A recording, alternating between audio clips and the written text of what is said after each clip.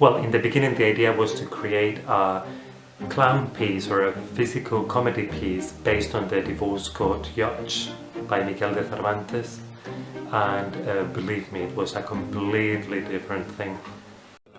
Well, I'm Thousand times divorced! Well, obviously the pandemic came and the project had to be cancelled. Well, the Spanish Theatre Festival was cancelled and, well, the whole idea fell into oblivion. So the festival staff contacted us again with the wonderful idea of taking the festival this year online, and after a very intense discussion we decided to do it, absolutely do it. But then we were faced with the challenge of translating like clown and physical comedy into a digital format. I mean, there was the small issue that we were all living in different households, in a national lockdown, often miles apart from one another, and quite often countries and time zones apart. I think from the very beginning we decided to keep the structure of the play. So our show, The Divorce Court Judge, follows the story of Divina Judge, who is a interpersonal relationship counsellor who has moved all of her clinics online. You meet all of her different clients at different stages of their therapy, and the craziness ensues. Because the pandemic came and that changed everything. Couples were made to share tiny spaces, but actually that made the play even more relevant today. The process of making it was really fun. The discussions at the beginning were really valuable in terms of work around the judge, since that is the main point of the play.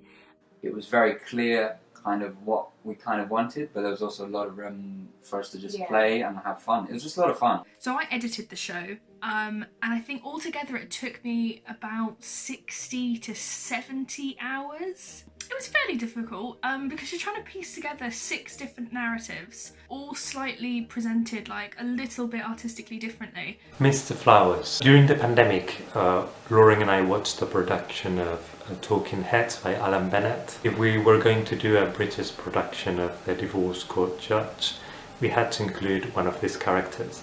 We also gave him a certainly romantic vibe, and it really separates him not only from the rest of the characters but from the whole world. So we wanted to try and, as truthfully as possible, translate clown to screen and that audience connection. So that's where Divina became sort of a direct link between what was happening on screen and off screen through a sort of Fleabag-esque view. I think you can see this throughout the show because every character sort of had a different style it was influenced by. So with Mr. Flower, it was very much Pride and Prejudice meets Bridget Jones' Diary. With Sis Catherine, it was very much sort of the Office style, single-hand camera. FUEN, bit Blair Witch Project in parts. It was a very collaborative process and everyone was giving notes to each other.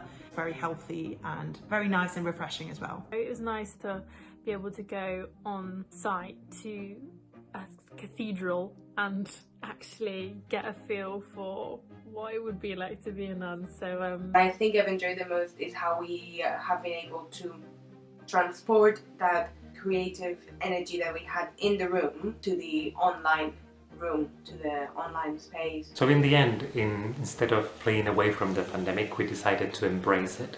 It affected the rehearsal process, it affected the themes that were explored in each scene, and in the end it actually justified even more the reworking of the play because it made it really contemporary. Our version is very loosely, very loosely based on the original play, but we kept certain elements of it, like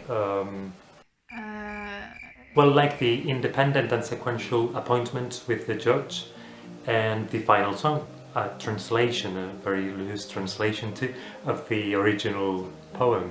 It's difficult for film theatre to stand out right now against Netflix and Prime and other big streaming services are doing, but we hope that the low budget atmosphere, which then gives it that handmade vibe, the different aesthetics and approaches to filming from the different creatives and the song at the end gives it that, you know, slightly different edge that you certainly would not get from well-produced film and television.